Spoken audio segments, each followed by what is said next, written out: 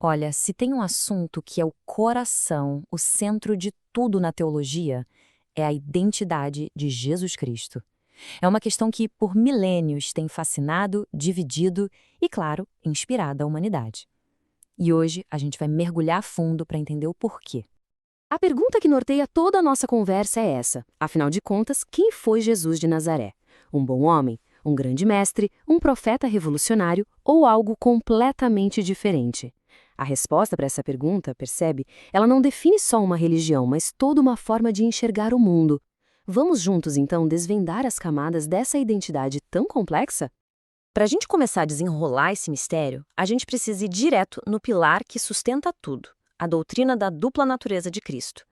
A ideia de que ele é, ao mesmo tempo e sem confusão, plenamente divino e plenamente humano. E é aqui que a coisa fica fascinante. Pensa nesse paradoxo. De um lado, ele é afirmado como o verdadeiro Deus, com a mesmíssima essência e eternidade do Pai. Do outro, ele é verdadeiro homem, alguém que sentiu fome, sede, cansaço, que se alegrou, que viveu o ciclo completo da experiência humana. E o ponto-chave aqui, que é fundamental, não é 50% de cada, é 100% Deus e 100% homem ao mesmo tempo, na mesma pessoa. Mas espera aí, de onde vem essa ideia? Não é uma filosofia? Não.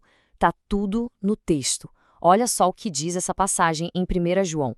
A declaração é direta, sem rodeios. Este, se referindo claramente ao Filho, é o verdadeiro Deus. A questão é, o que essa palavra verdadeiro realmente significa aqui? E a chave para a gente entender a profundidade disso está na palavra grega original, alêssenos. Essa palavra não significa apenas verdadeiro no sentido de não ser falso. O significado é muito mais profundo. Alétenos é a realidade genuína, a substância original da qual todas as outras coisas são apenas cópias ou sombras. Ou seja, o texto não está dizendo que Jesus é parecido com Deus. Está dizendo que ele é a própria essência da divindade. Ok, beleza. Isso nos leva a uma pergunta super lógica e importante. Se ele já era divino em sua essência, por que então a necessidade de entrar na história por meio de um nascimento humano? E ainda por cima, de um jeito tão particular? A resposta, gente, está na teologia por trás do nascimento virginal. E olha, não foi só um milagre para mostrar poder, não. Era uma necessidade teológica. Para que ele pudesse ser o novo representante da humanidade, o que a teologia chama de segundo Adão, ele precisava nascer fora da linhagem do pecado original. Foi o único portal, o único jeito de o divino se unir ao humano para começar a redenção de dentro para fora, a partir da nossa própria experiência. Beleza, vamos em frente. Porque não é só sobre o nascimento dele. As próprias palavras de Jesus, elas são uma prova poderosa da sua natureza eterna. E tem uma declaração, em especial, que na época foi bombástica. Presta muita atenção no que ele disse. Para os ouvintes daquela época, isso foi um terremoto teológico. Ele não disse, antes de Abraão, eu era, o que já indicaria uma pré-existência. Não, ele usa o tempo presente, eu sou. Com isso, ele reivindica uma existência contínua, atemporal, que existe antes mesmo do pai da nação, Abraão. E por que isso foi tão chocante? Porque a expressão que ele usa no grego é ego imi. E para qualquer um que conhecia as escrituras hebraicas, isso era inconfundível. Era um eco direto, uma citação quase literal do momento em que Deus revela seu nome a Moisés na sarça ardente. Jesus estava, sem meias palavras, se identificando com o Deus autoexistente do Antigo Testamento. Então, vamos traduzir isso. O que ele está reivindicando aqui é um conceito teológico chamado aceidade. É um nome complicado para uma ideia simples. A capacidade de um ser existir por si mesmo sem depender de nada nem de ninguém para existir. Uma qualidade que, por definição, pertence somente a Deus. As palavras foram de um peso enorme, claro. Mas teve um momento em que essa glória divina, que era interna, simplesmente transbordou, vazou para fora, de uma forma inesquecível. Vamos subir com ele no Monte da Transfiguração. Tenta imaginar essa cena, longe de todo mundo, lá no alto, só com os discípulos mais chegados, e de repente acontece algo que quebra a lógica da realidade. A aparência de Jesus muda completamente. Seu rosto brilha como o sol, as roupas ficam brancas como a luz. Foi como se o véu da realidade física se rasgasse por um instante e eles vissem um vislumbre da realidade celestial. E para a gente entender o que rolou ali, a gente precisa olhar para a palavra grega de novo, metamorfo, que a gente traduz como transfigurado. O ponto aqui é que não foi uma transformação, como se ele tivesse virado algo que não era.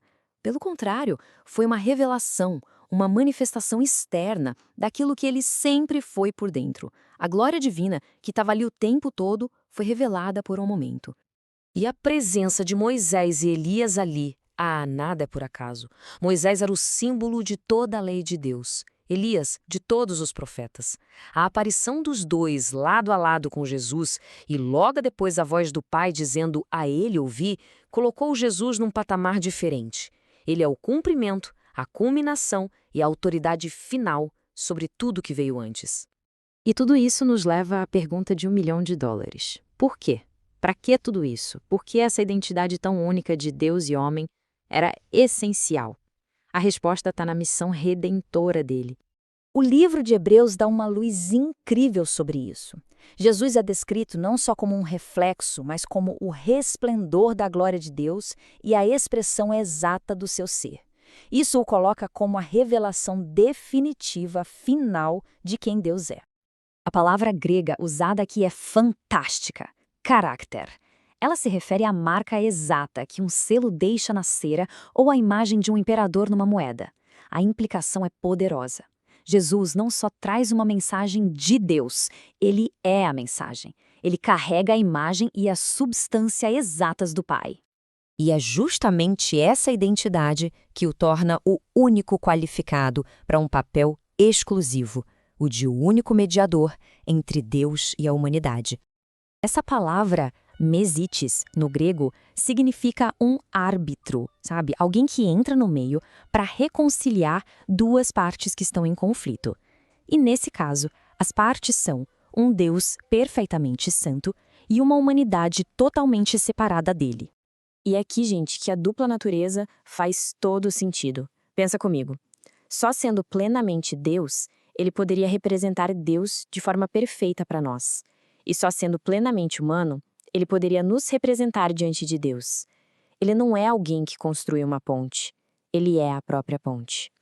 Então, a conclusão de tudo isso é muito clara. Se tudo aponta para Jesus como verdadeiro Deus e verdadeiro homem, a nossa resposta não pode ser só de admiração como a gente admira um grande filósofo. A resposta que se espera é adoração.